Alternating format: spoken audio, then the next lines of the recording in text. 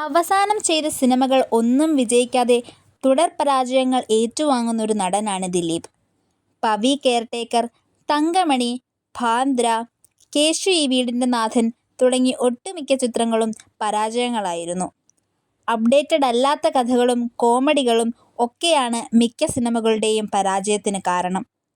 സിനിമകളിൽ കൈകടത്തി ഔട്ട്ഡേറ്റഡ് ആയ കോമഡികൾ തിരികെ കയറ്റി തൻ്റേതായ രീതിയിൽ ദിലീപ് മാറ്റം വരുത്തുന്നുണ്ടെന്നും വിമർശകർ പറയുന്നു.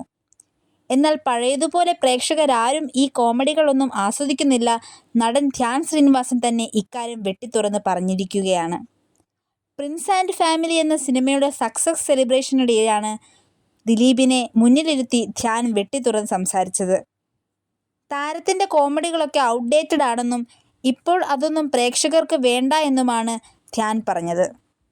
പ്രിൻസ് ആൻഡ് ഫാമിലിയുടെ സെറ്റിൽ സിദ്ദിഖും ദിലീപേട്ടനും കൂടെ ചർച്ചയായിരിക്കും.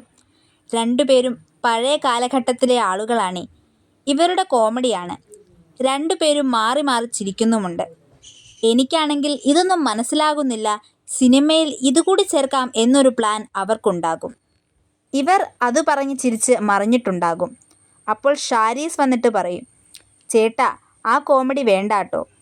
ദിലീപേട്ടൻ്റെ സിദ്ദിഖിക്കാൻ്റെ മനസ്സിലൂടെ പോകുന്നത് ഇവനെന്താ കോമഡി മനസ്സിലാകാത്തത് എന്നായിരിക്കും. എനിക്ക് പറയാനുള്ളത് കാലം മാറി. പഴയ സാധനമൊന്നും ഇപ്പോൾ വേണ്ട. ഇതൊക്കെ ഞാൻ തമാശയ്ക്ക് പറയുന്നതാണേ എന്നാണ് ചിരിച്ചുകൊണ്ട് ധ്യാൻ ശ്രീനിവാസൻ പറയുന്നത്. മെയ് 9-നാണ് പ്രിൻസ് ആൻഡ് ഫാമിലി തിയേറ്ററുകളിലെത്തിയത്. ബിൻഡോ ജോസഫ് സംവിധാനം ചെയ്ത ചിത്രത്തിന് ഷാരീസ് മുഹമ്മദാണ് കഥ എഴുതിയത്. റാണിയ റാണ, സിദ്ദിഖ്, ധ്യാൻ ശ്രീനിവാസൻ, മഞ്ജുപിള്ള, ജോണി ആൻ്റണി, ബിന്ദു പണിക്കർ മുതലായവരാണ് മറ്റു കഥാപാത്രങ്ങളെ അവതരിപ്പിച്ചത്.